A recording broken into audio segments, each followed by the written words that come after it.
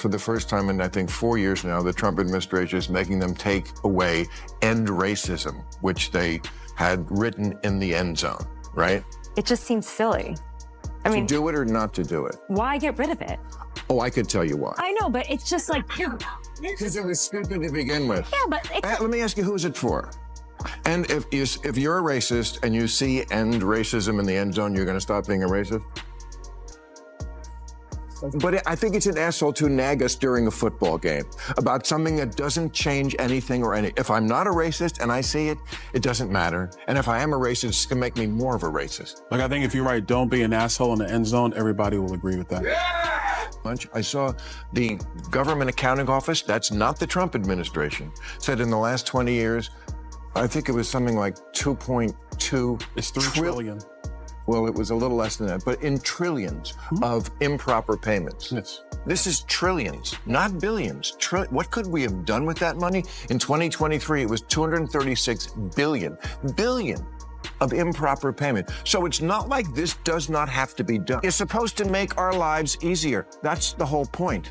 Washing machines did more for women's liberation than 1,000 lesbian-run bookstores. I don't know for a fact that Elon Musk is planning to grow a mustache just to troll the libs.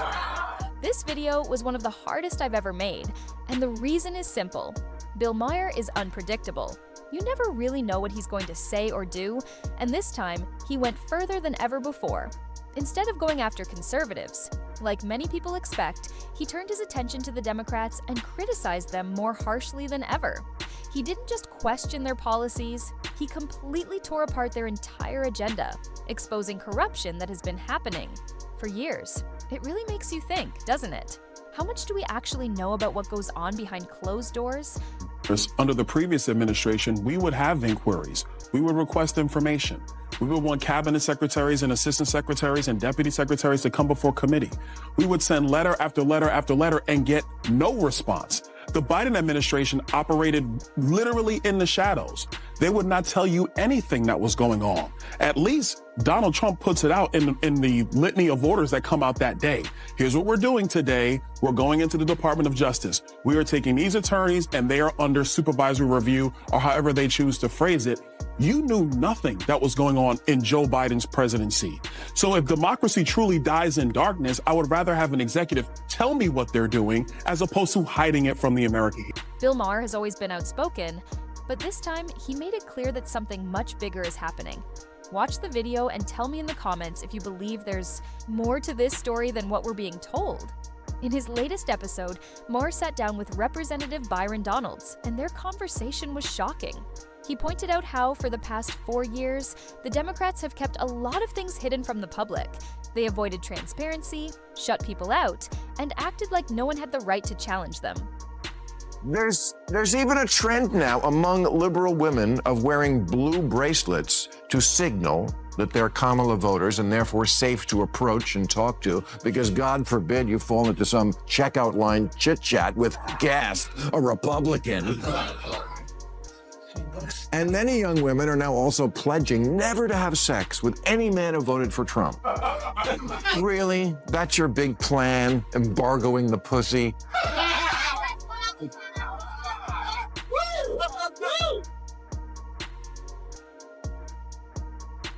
It's so egotistical, as if the ultimate punishment is not letting people have you. Hey, you know what? You weren't fucking Trump-type guys anyway. Well, except for Tail. But the real moment that caught everyone's attention was when Byron Donalds called out the Democrats' hypocrisy, live on CNN. Think about that for a second. A Republican congressman sitting on a major left-leaning news network directly challenging the same people who claim to fight for democracy and fairness. Byron didn't just... How are we actually getting our kids to have a shot? Well, you keep talking about kids. He also won because parents were a little fed up with parents coming in second in a who says what goes with my kids contest. Right.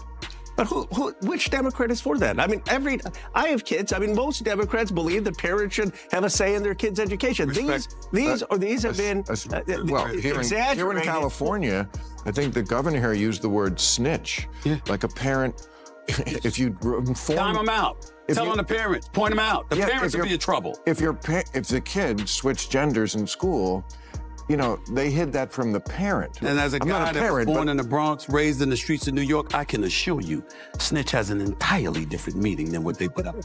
I can promise you that. He exposed how the party that talks the most about honesty and justice has actually been keeping the public in the dark. Now, I know some of you are wondering where this is headed. Maybe you're thinking, is Bill Maher becoming a conservative? But that's the thing. He's not completely on one side or the other. He's just asking the questions that mainstream media refuses to ask. He's bringing up issues that force people to rethink what they've been told. And in this episode, that's exactly what he did.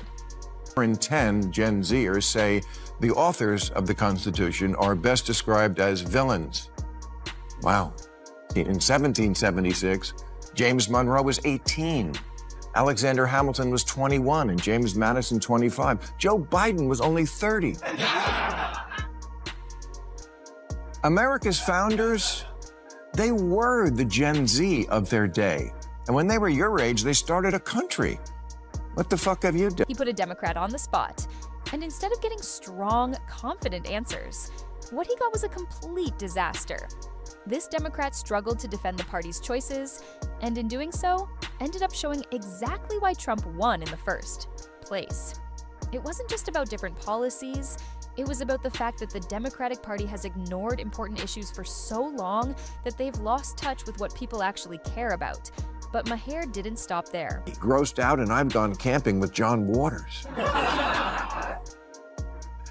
A 2014 CNN report discovered that at least 35 Disney employees had been arrested for sex crimes against children, and in 2021, Disney Child's Union Education Party, and you've turned schools and colleges into a joke. What a shocker that the people who see everything through the lens of race and sex see their election loss as a result of racism and sexism. Kamala spent 100 days telling voters, I know it feels like crime and illegal immigration are bad, but fuck your feelings. Look at this chart. Have you seen my "In this house we believe" lawn sign?